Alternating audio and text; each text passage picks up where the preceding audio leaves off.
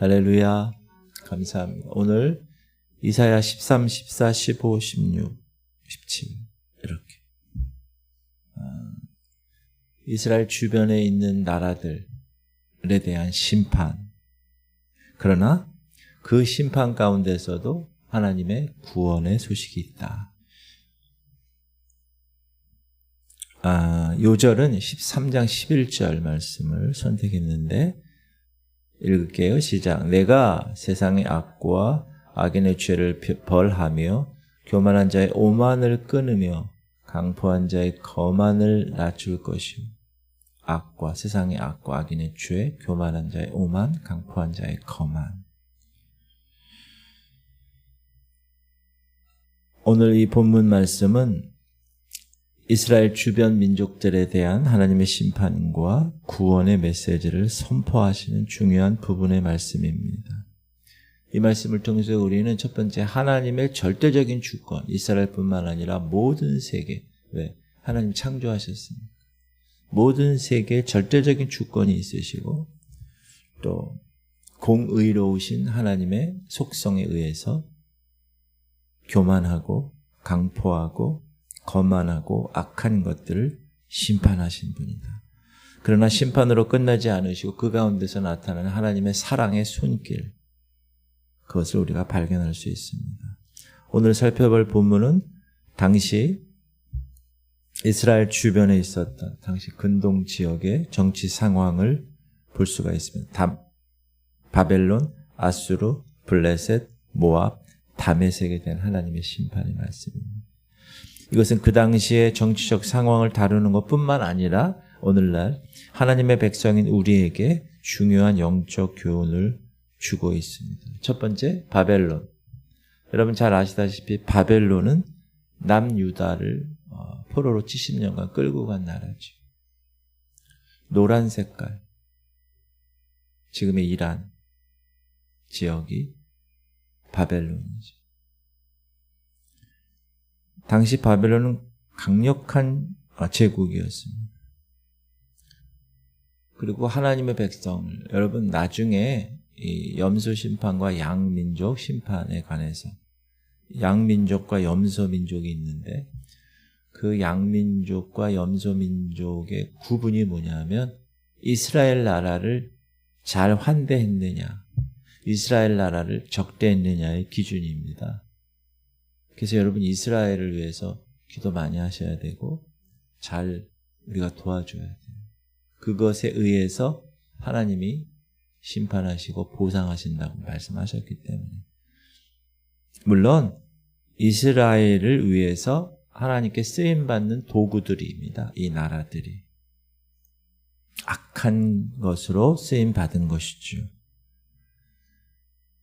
보세요. 시작. 아모스의 아들 이사야가 바벨론에 대하여 받은 경고라. 하나님의 백성을 괴롭혔던 대표적인 악의 세력인 바벨론. 11절. 내가 세상의 악과 악인의 죄를 벌하며 교만한 자의 오만을 끊으며 강포한 자의 거만을 낮출 것이다.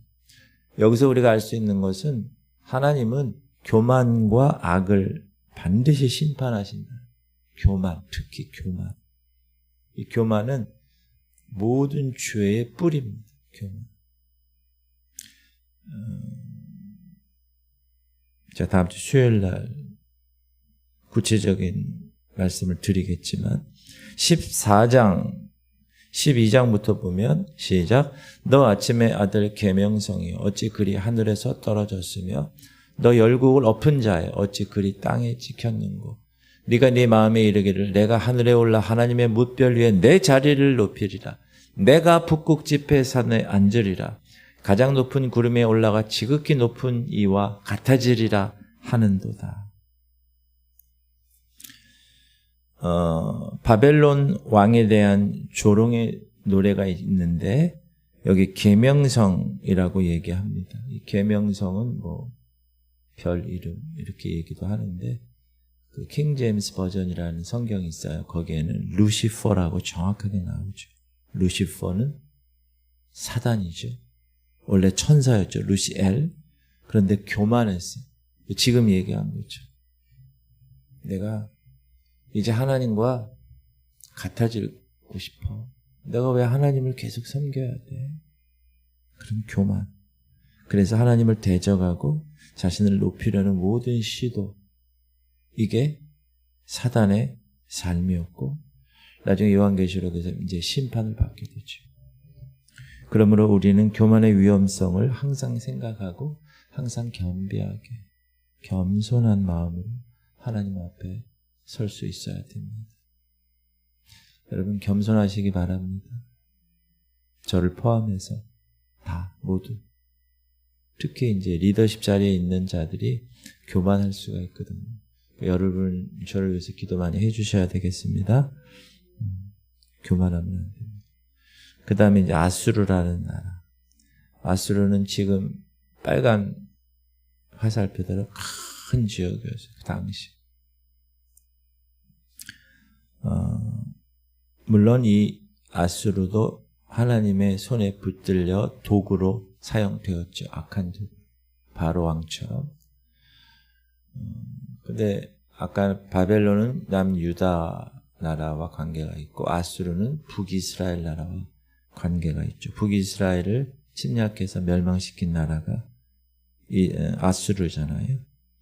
그러나 그들도 하나님의 심판을 피할 수가 없었습니다. 26절 이것이 온 세계를 향하여 정한 경영이며 이것이 열방을 향하여 핀손이라 하셨나이다. 하나님 입장에서 보면 하나님이 이 땅을 경영하는데 하나님의 계획은 이스라엘뿐만 아니라 아수르뿐만 아니라 모든 전 세계적인 것이다. 그리고 누구도 하나님의 주권에서는 벗어날 수가 없다. 왜? 하나님이 창조주이십니다. 하나님은 여러분 때때로 악한 세력조차도 하나님의 목적을 이루시기 위해서 사용하십니다. 그러나 그들의 악행에 대해서는 용납하지 않으시고 심판하십니다. 바로 왕처럼 가룟 유다처럼. 왜 심판하시냐? 악하니까. 하나님은 공의로우시니까. 그리고 동시에 지혜로우시니까.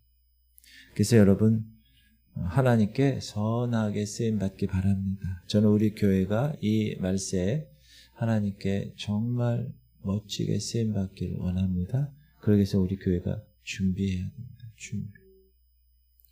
여러분 성적을 잘 나오게 하려면 공부를 해야 되잖아요. 그렇죠? 마찬가지로 그래야 쓰임받듯이 우리도 준비해야 되고 깨어 있어야 되고 말씀과 기도와 성령 충만함으로 항상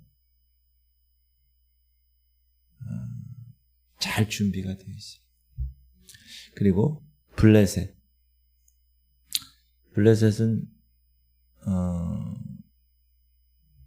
이 남유다 왼쪽 애굽 쪽이죠. 이집트 쪽이에요. 지도가 얼로 도망갔는데 자 블레셋에 대한 심판. 하나님 백성을 지속적으로 괴롭혔죠. 사사시대 기억나세요? 삼손 블레셋. 다윗 블레셋 가서 미친 채하고 또 살기도 하고. 31절 성문이여 슬피 울지어다 성읍이여 부르짖을지어다 너 블레셋이여 다 소멸되리로다. 대저 연기가 북방에서 오는데 그 대열에서 벗어난 자가 없느니라. 벗어난 자가 없어요. 블레셋의 완전한 멸망. 그러나 32절에 보면 하나님의 백성들에게는 소망의 메시지를 주시죠. 그 나라 사신들에게 어떻게 대답하겠느냐?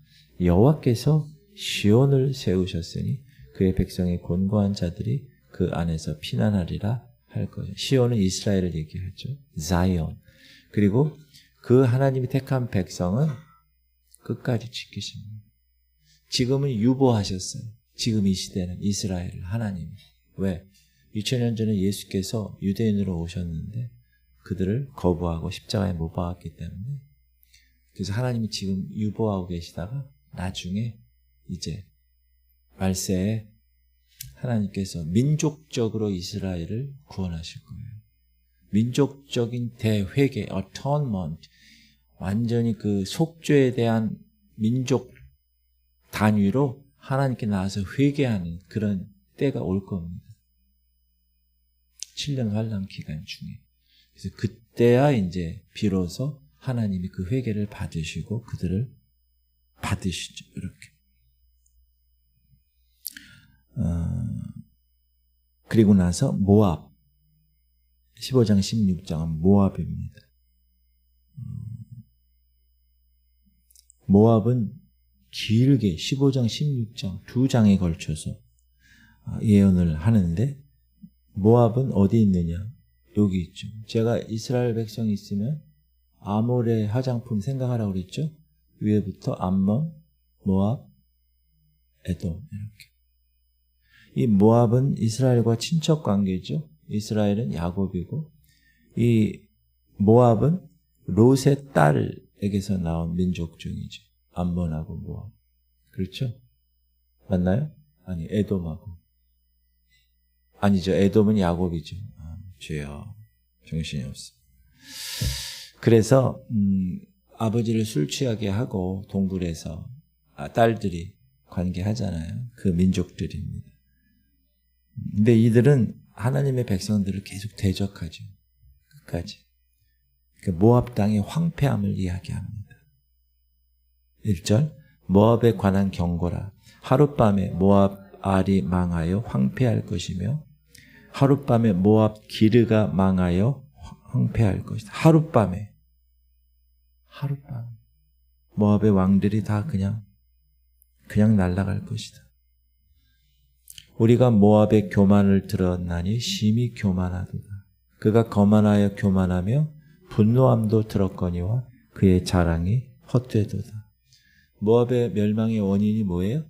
교만이에요. 민족적으로 교만했다는. 그러나 그럼에도 불구하고 다윗의 장막에는 희망적인 메시지가 있습니다.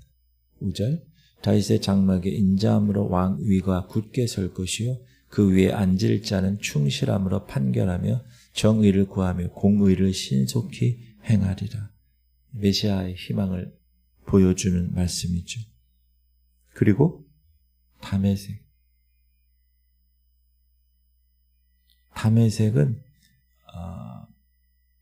아람 나라의 수도죠. 여기 있습니다. 사도 바울이 어디 가다가 다메섹 도상에서 이거를 만나요? 빛으로 임하신 예수님을 만나요. 다메섹. 이스라엘과 동맹을 맺고 아수르를 대적하죠. 그러나 멸망합니다. 다메섹에 관한 경고라. 보라, 다메섹이 장차 성읍을 이루지 못하고 무너진 무더기가 될 것이다. 인간적인 생각으로 동맹을 맺고 정치적인 계략으로 하나님의 뜻을 대적하면 얼마나 무력한지, 얼마나 심판을 받는지, 무너진 무더기가 될 것이라. 그렇게 말씀하고 계십니다. 오직 하나님만이 우리의 참된 피난처가 되시는 것을 다시 한번 우리에게 말씀하고 계십니다. 7절 그날에 사람이 자기를 지으신 이를 바라보겠으며 그의 눈이 이스라엘의 거룩하신 이를 뵙겠고 자기 손으로 만든 제단을 바라보지 아니하며 자기 손가락으로 지은 아세라나 태양상을 보지 아니할 것이며 이스라엘의 거룩한 이를 뵙겠다. 바라보겠다.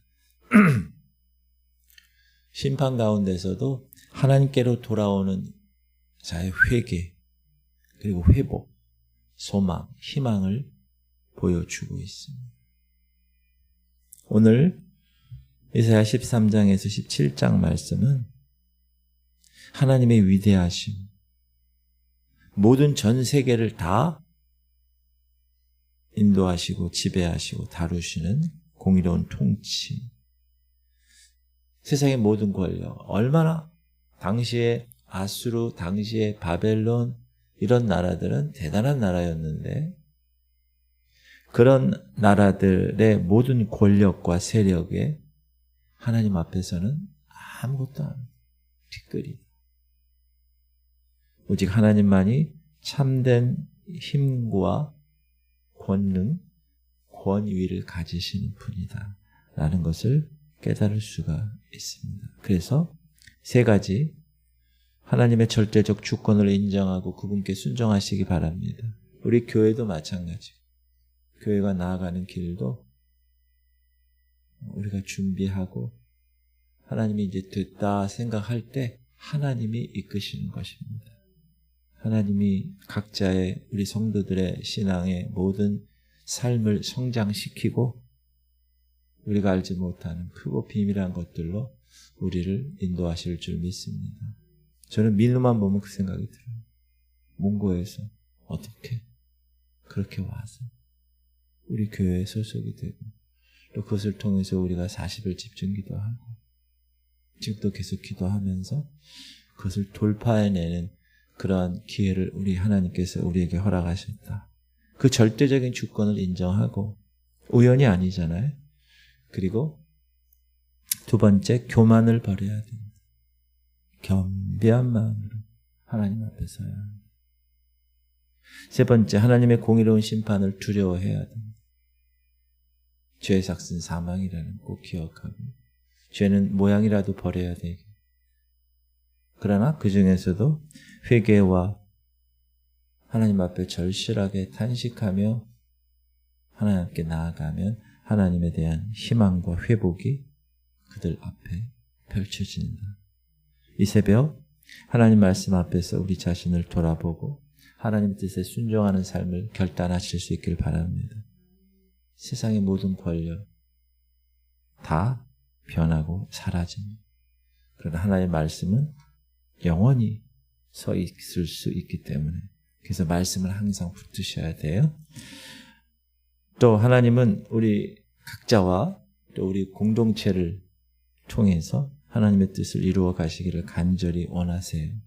그래서 끝까지 주권을 인정하면서 겸비한 마음으로 순종하면서 하나님 나라의 증인으로 살아가실 수 있길 주님의 이름으로 축복합니다. 기도합시다. 하나님, 우리 성도들이 하나님의 위대하심과 하나님의 주권을 깨닫게 하여 주옵소서. 교만을 버리고 하나님 싫어하시는 교만, 겸손한 마음으로 하나님 앞에 서게 하여 주옵소서. 그리고 하나님 뜻에 순종하는 삶, 그 삶을 선택하고 말씀을 통해서 주님, 오늘로 주님께 드려지는 우리 교회 또 우리 성도들 되게 하여 주옵소서. 우리 하느님을 위해 두게 줘서 민우를 위해서 그리고 추영자들 강민의 원사님, 김은희 원사님, 김원정 원사님, 김명상 목사님의 연약한 통성으로 오늘 하나님 오늘도 붙들어 주옵소서. 주님, 주님의 뜻에 모든 것을 다 맡기겠습니다. 주님 이름 부르고 기도하겠습니다. 주여 할렐루야. 하나님 감사합니다. 하나님 오늘도 이스라엘 주변에 있는 강대국 나라들 바벨론, 아수르, 다메섹, 모압 여러 나라들을 하나님께서 그 모든 나라의 주권을 하나님의 위대하심을 인정하게 하여 주옵소서. 그분께 순종만 하는 우리 모두가 되게 하여 주옵소서. 하나님 교만하지 않게 하시옵소서. 겸비한 마음, 겸손한 마음으로 하나님 앞에 서기 원합니다. 하나님 공의로우셔서 교만한 자를 물리치시고 적대하시고 하나님 심판을 두려워하게 하시고 그러나 그 가운데서도 하나님 뜻에 순종하는 하나님의 백성들